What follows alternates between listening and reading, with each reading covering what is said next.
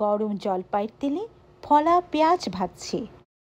আস্ত মেথি দিলাম, দিয়ে দিয়েছি কালিজিরা, তেজপাতা।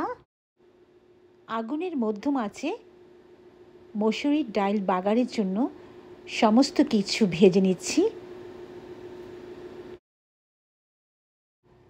হলুদ, লবণ, পেঁয়াজ দিয়ে সিদ্ধ করা ঘন মসুর ডাল বাগার দিয়ে দিলাম। আলহামদুলিল্লাহ, অসাধারণ ডালের বাগারের গন্ধে মৌ মৌ ঘ্রাণে ভরে গিয়েছিল আমাদের রান্নাঘর।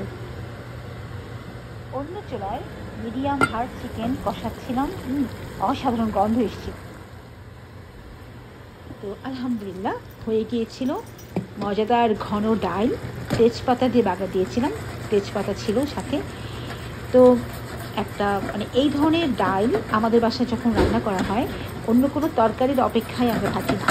এই খেয়ে ফেলেছিলাম, কিন্তু দুপুরে এইটা দিয়ে খেয়েছি। আর যে মুরগিটা কষাচ্ছিলাম সেটার জন্য আমরা অপেক্ষা করিনি, রাত্রিতে খেয়েছি। আজকেও মুরগিটা খাবো। তো আশা রাখছি বন্ধুদের ভালো লেগেছে। বন্ধুদেরকে শ্রদ্ধা এবং ধন্যবাদ জানিয়ে আজকের মতন শেষ করছি। আর পৃথিবীর সবাইকে আল্লাহ ভালো রাখুন, পরম করুণাময় আল্লাহ তাআলার কাছে এই দোয়ায়। আল্লাহ হাফেজ।